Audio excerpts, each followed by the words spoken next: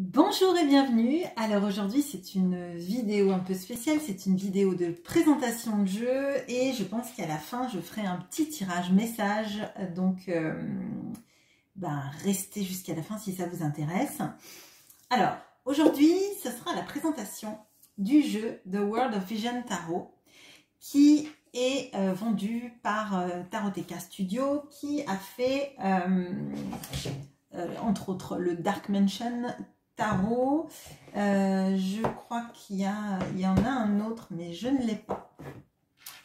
Voilà.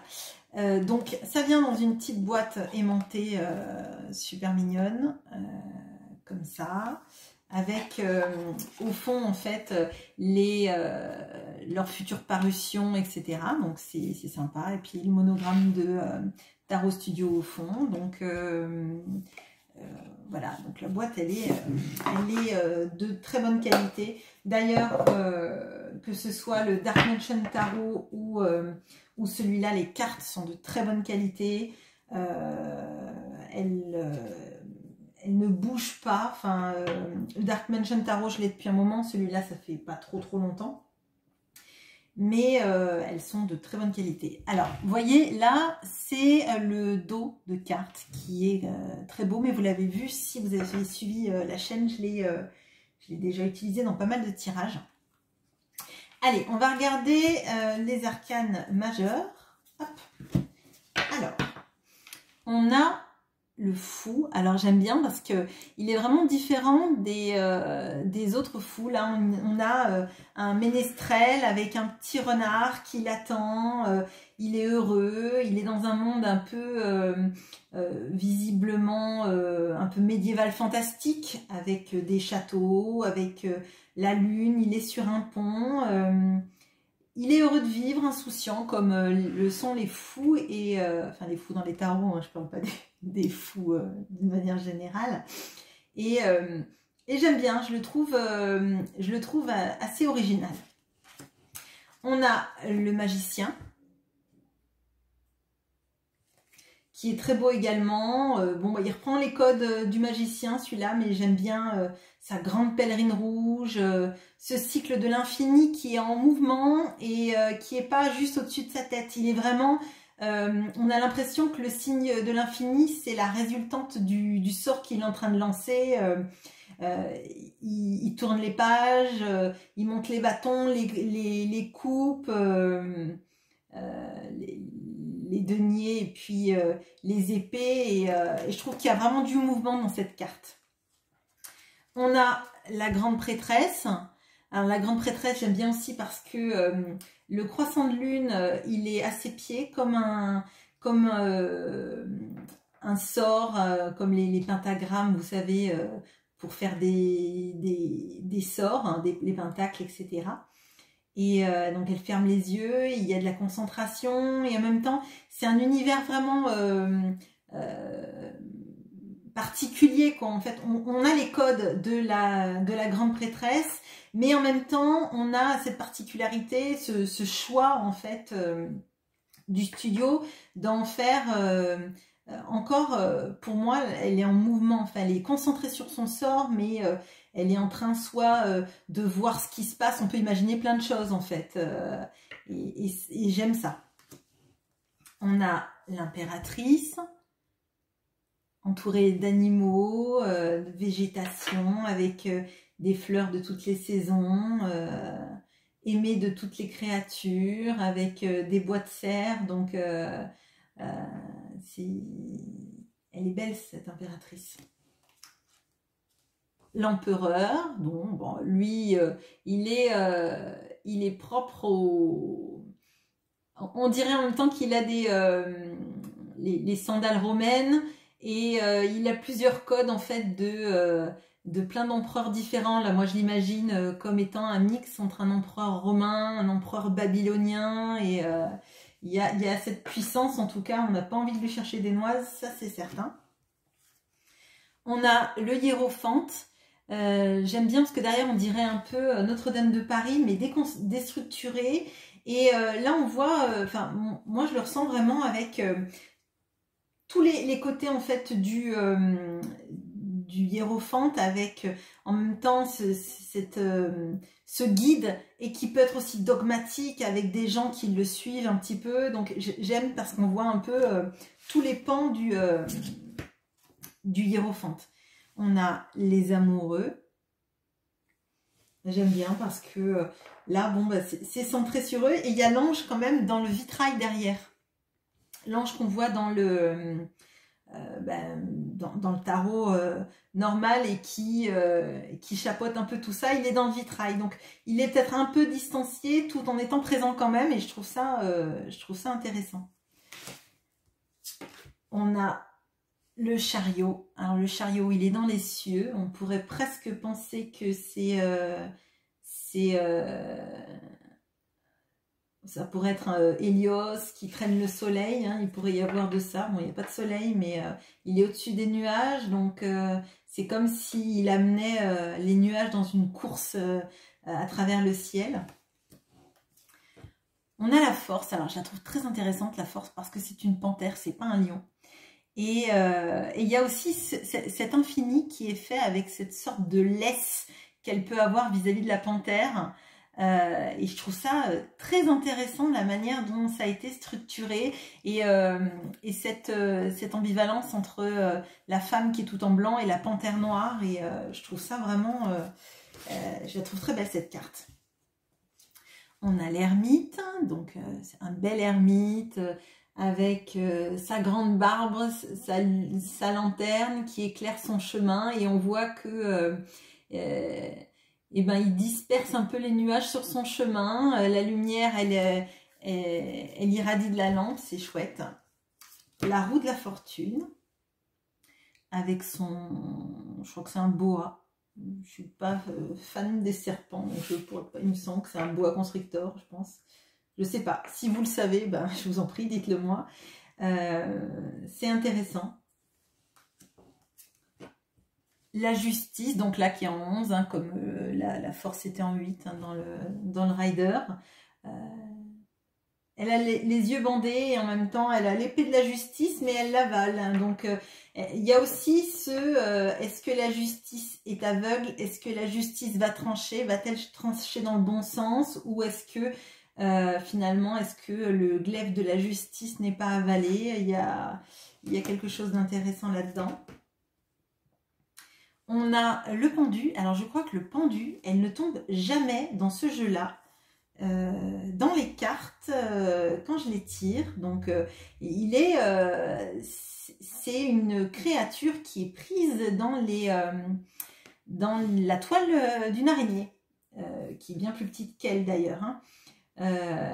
Et elle a des ailes et du coup elle ne peut pas s'envoler. Elle est prise au piège et en même temps ça lui permet de voir les choses d'une manière qu'elle n'a jamais vue jusqu'à présent. Donc c'est intéressant. On a la mort. Donc bon ben la mort, elle brise ses chaînes. Cette créature brise ses chaînes et elle va accomplir son œuvre. Elle va transformer une situation existante et elle doit ben, avancer pour permettre le changement. On a la tempérance. La tempérance, elle est chouette. On dirait presque un animé ou quelque chose comme ça. Il y a plusieurs influences, je pense, dans cette carte. Mais elle est très belle. Il y a l'eau, le feu et on équilibre les forces, en fait. Le diable, bon, elle fait un peu peur, hein, le diable, je vous avoue, avec les sabots fourchus. C'est vrai qu'on n'a pas trop envie de la voir dans le jeu, cette carte, mais bon. On a la tour, avec cette sorte de tour, avec une sorte de kraken qui vient, et la foudre qui s'abat, mais on a l'impression que là, du coup, le kraken vient prendre depuis la base de la tour, et non pas... c'est le haut qui s'en va en fait. Hein. Il y a un événement soudain qui arrive, c'est ce kraken qui prend la tour. On a cette belle étoile. Elle est belle cette carte. J'aime l'étoile d'une manière générale dans les tarots et On a la lune, donc là, ça peut faire un peu peur peut-être, mais j'aime bien cette notion de qu'est-ce qui est vrai, qu'est-ce qui est illusion. Et on voit là que ce visage a enlevé son masque là. Et enlever le voile des illusions, c'est un des défis de la lune, donc je trouve ça intéressant. On a le soleil avec cette magnifique... femme qui a le soleil dans ses mains avec des tournesols et qui irradie la chaleur et l'assurance. On a le jugement qui souffle dans sa trompette pour réveiller les âmes. Et on a le monde. Alors le monde, je trouve ça intéressant parce qu'en fait, on dirait qu'elle s'élance. Elle n'est pas au centre du cercle comme dans les autres mondes. On dirait qu'elle prend de l'élan pour aller de l'avant. Alors peut-être aussi pour fermer un cycle, mais je la trouve intéressante. Alors là, c'était les arcades majeures. Alors maintenant, les épées. Alors, on a l'as d'épée, ce bel as d'épée. On a... Alors oui, donc les épées, c'est plutôt, en fait, de mon ressenti, c'est un univers assez asiatique, je pense, empreint de plein de légendes asiatiques. Alors je vous avoue que je m'y connais pas trop, donc si vous, il y a des légendes qui vous parlent à travers ce tarot, n'hésitez pas. Donc là, on a le 2 d'épée, magnifique. Le 3 d'épée, bon, moi je pense qu'elle n'a pas besoin trop d'explications, celle-là. Hein. Le cœur est transpercé d'une flèche et les 2 autres flèches sont dans le corps de la jeune fille qui pleure. Donc voilà. Le 4 d'épée, on guérit, on est en stagnation, on ne bouge pas le temps de se remettre de ce qui a pu se passer. Le 5 d'épée, le combat. Qui est gagnant, qui est perdant, est-ce que le gagnant c'est celui qui reste et qui a toutes les épées, ou est-ce que c'est ceux qui savent se dégager d'un combat? Le 6 d'épée, alors je trouve magnifique, déjà j'aime bien le 6 d'épée, mais là je la trouve assez poétique avec ses nénuphars et le fait de partir, d'être protégé, d'être guidé et d'aller vers des cieux qui sont plus agréables. Le 7 d'épée. A-t-il volé les épées? Sans doute. Le 8 d'épée. On peut se dégager, on a la place de se dégager, mais on est parfois dans l'auto-sabotage. Le 9 d'épée. On se prend la tête, on ressasse, on a du mal à dormir, on a l'impression qu'il y a que ce sont 9 épées de Damoclès au-dessus de nous. Le 10 d'épée, alors là, je trouve ça magnifique parce que le guerrier est vaincu, mais il y a le soleil qui se lève, donc c'est une fin de cycle.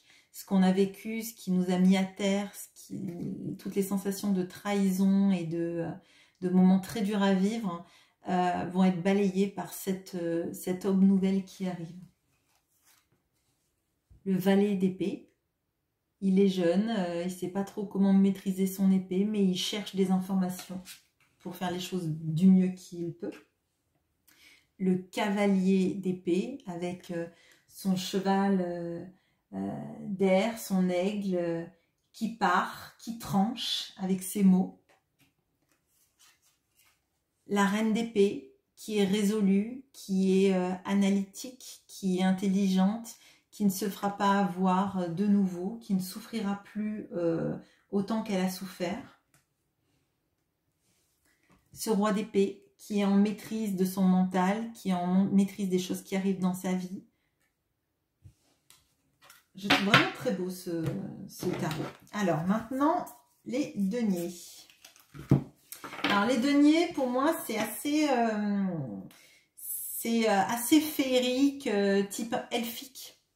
Donc, on a l'as de denier sur cet arbre ou luciole, on va dire. Le 2 de denier. Donc là, elle jongle pas, mais on dirait qu'elle est en train de faire du vélo à une roue, là, du monocycle, pardon. Le 3 de denier, on se concentre sur une tâche, il y a de la créativité, il y a de l'application. Le 4 de denier, on garde un peu les choses pour soi, il peut y avoir des notions un petit peu d'accumuler des richesses pour soi-même. Le 5 de denier, on se sent un peu rejeté, un peu à l'égard un peu éloigné des richesses matérielles, on se sent un petit peu en distanciation de ça. Le 6 de denier, la personne qui a réussi, qui donne un peu de ce qu'elle a réussi, de ce qu'elle a récolté comme richesse aux personnes autour d'elle. Le 7 de denier, on attend pour récolter. On dirait Légolas un peu dans le Seigneur des Anneaux. Le 8 d'épée, on est dans le travail répétitif, dans la formation, dans exécuter la même tâche avec application. Le 9 de denier, avec cette femme qui savoure ses instants, qui mange, qui a le pan avec elle, donc elle est bien par elle-même. Le 10 de denier, on dirait que c'est Rivendell derrière, avec ce pont, les enfants, on est bien, on est dans la félicité, on est dans la, je dirais, de l'opulence, quoi. Le valet de denier, on dirait un jeune Elrond, avec son petit denier, là, qui va peut-être aller séduire Galadriel, je sais pas. Enfin, je sais pas pourquoi il séduirait Galadriel, mais voilà. Le cavalier de denier avec ce cerf qui ira pas trop vite, mais il part. La reine de denier, donc derrière on a ce qui me fait penser moi vraiment à fond de comble, quoi. Enfin vraiment c'est très elfique là je trouve. Et le roi de denier, lui qui ressemble plus à Celeborn, et du coup, lui, pour le coup, il séduirait Galadriel. Voilà, on va pas faire du mal au couple déjà existant de l'univers de Tolkien. Allez, hop. Alors, on a l'as de bâton. Alors, donc les bâtons, c'est plutôt, je sais pas vraiment à quel monde ça pourrait me faire penser. Il y a beaucoup de feu, mais j'ai pas de référence particulière, autant que là on peut voir pas mal d'influence elfique. Je connais peut-être pas assez ces mondes entre des mondes un peu post-apocalyptiques, mais en même temps assez de tribalité, je sais pas. Donc l'as de bâton. Le 2 de bâton. Peut-être qu'il y a des mondes un peu... je sais pas. Parce qu'il y a des choses qui peuvent faire penser à des vikings, mais pas trop dans le monde là. Donc je sais pas. Si vous le savez, n'hésitez pas. Alors, le 3 de bâton, on se projette, on regarde l'avenir, on réfléchit à comment on s'y prend. Le 4 de bâton, on célèbre une union, on est dans la stabilité de la relation. Le 5 de bâton, la lutte, la concurrence, l'entraînement peut-être aussi entre ces guerriers, il y a de ça. Le 6 de bâton, il revient, il est victorieux. Le 7 de bâton, elle défend ses positions, elle lutte contre les personnes qui veulent exercer le pouvoir à sa place ou lui dire quoi faire, quoi dire et comment penser. Le 8 de bâton, donc ça peut être des communications, ça peut être des influences, des synchronicités, des choses qui arrivent et qui dépassent notre, j'allais dire notre entendement, mais enfin vous voyez. Le 9 de bâton, on se protège, on essaye de comprendre pourquoi on en est là, par où on va passer, comment on va y aller. On a l'esprit clair, mais on se défend, on se protège. Le 10 de bâton, on porte beaucoup de responsabilités, on porte beaucoup de charges émotionnelles, physiques, mentales. Le valet de bâton, donc lui, bah, il a le feu, il ne sait pas trop ce qu'il va en faire, mais il a plein d'envie. Le cavalier de feu, lui, il a rien, il a peur de rien et son cheval non plus d'ailleurs. La reine de bâton, elle est sûre d'elle, elle est charismatique, elle n'a pas peur de grand monde.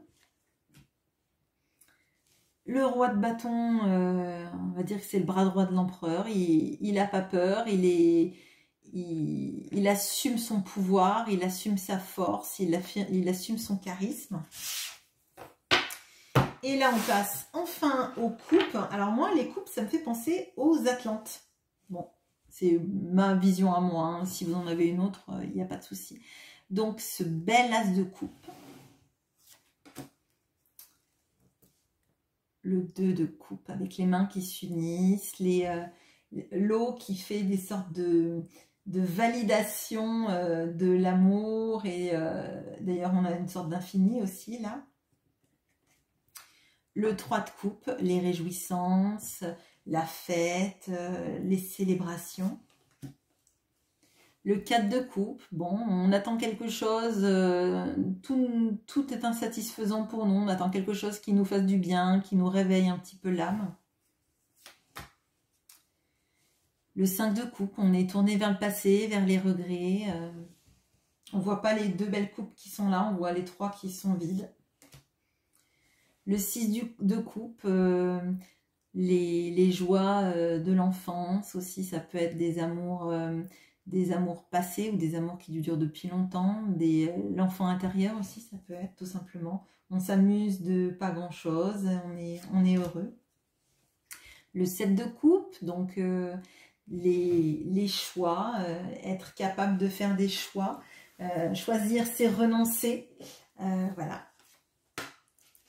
Le 8 de coupe, on part d'une situation qui ne nous convient plus, qui ne réveille pas notre émotionnel pour aller chercher les 2 dernières coupes. C'est une quête de sens, une quête d'amour.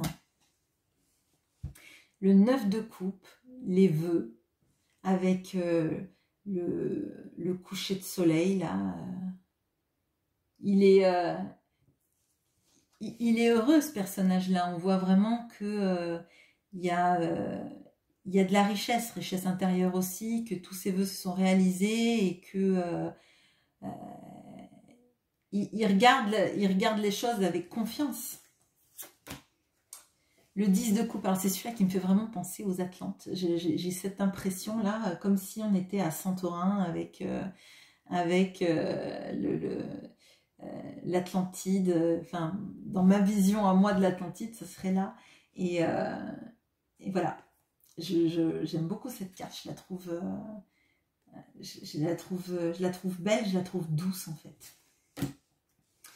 On a ce valet de coupe, donc il a envie de faire plein de choses, il a envie d'aimer, il est plein de projets, plein d'envie d'aimer, de donner son amour, etc. Il ne sait pas trop comment s'y prendre, mais il est amoureux de l'amour en tout cas. Le cavalier de coupe avec son cheval d'écume, assuré, plutôt pas mal d'ailleurs.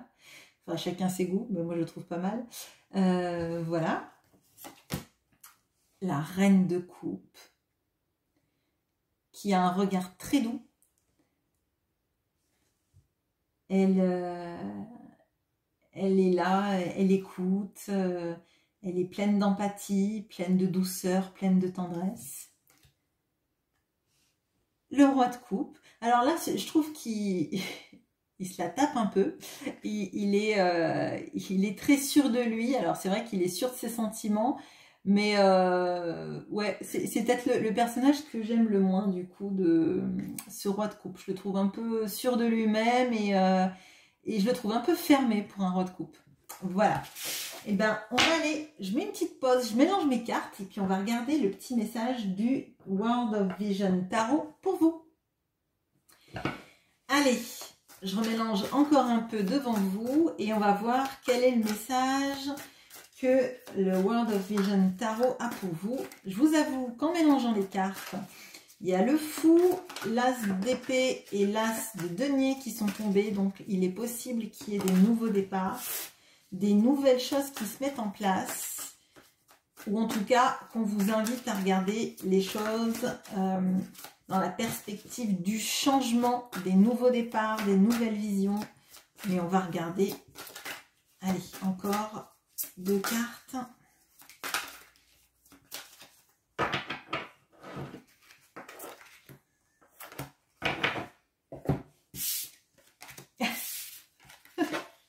Bon, écoutez, on a le fou, donc celui qui est sorti en premier des cartes, donc effectivement, on a le 3 de bâton et le 2 de bâton. Donc effectivement, là, il y a pour certaines personnes qui ont regardé jusqu'au bout et pour qui ça va résonner, en tout cas, il y a des nouveaux départs.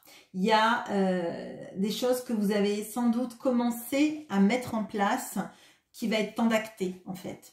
On vous invite à bien réfléchir sur comment vous allez... alors ça peut être un projet professionnel, auquel cas dans la manière dont vous voulez que ça se déroule ou dans la direction que vous voulez prendre.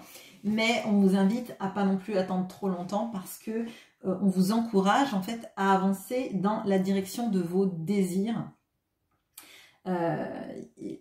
Je pense que ça fait un moment que vous décantez tout ça dans votre tête et il y a toujours l'impulsion qu'il faut prendre. À un moment donné, il faut se dire c'est bon, j'ai assez mûri le projet et il est temps de partir à la conquête en fait.